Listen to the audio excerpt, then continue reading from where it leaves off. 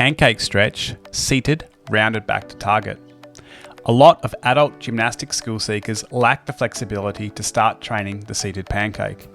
This is why the standing pancake stretches and the rounded back to target seated variation can be an excellent place to start.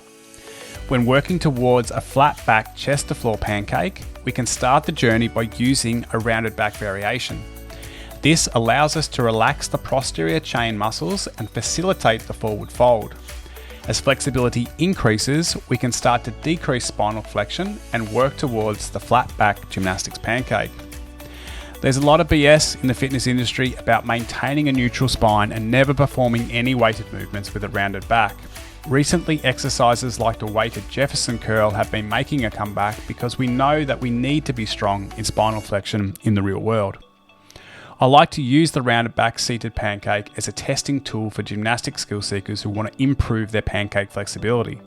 The goal is to touch your elbows to the floor without using a weight, but we start by exploring the range of motion you have. To do this, sit on the floor with the legs in a straddle position and the pelvis tilted forward into an anterior pelvic tilt, APT. You'll notice that I place a small yoga block on the floor and I use this as a tool to help me create the APT. I sit on the edge of the yoga block and then tilt the pelvis forward until I slide off the yoga block.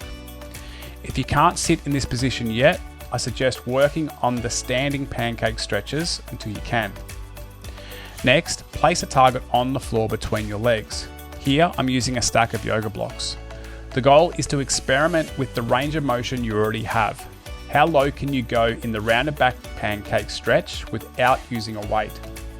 To perform the rounded back pancake stretch, we start by gripping the hands behind the head and bringing the elbows forward. From here, take the cervical spine into full flexion by tucking your chin to your chest.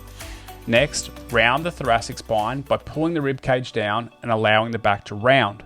Finally, allow the pelvis to tilt forward as you bring the elbows down to touch the target. After touching the target, reverse the movement by tilting the pelvis back, then extending the thoracic spine, and finally extending the cervical spine. It's important to move slowly and progress through each segment of spinal flexion and extension, just like you would in a Jefferson curl. If you can successfully touch the target, you're ready to lower the target.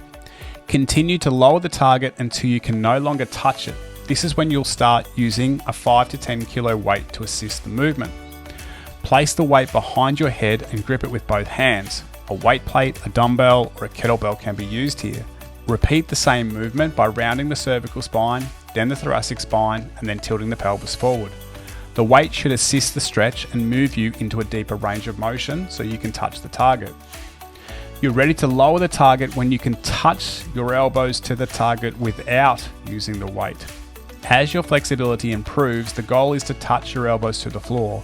You'll be able to achieve this with the weight before you can achieve it without the weight. Give it a try and see how you go. If you've got questions, please leave them in the comments. If you found this video helpful, please hit the like button and subscribe to the channel.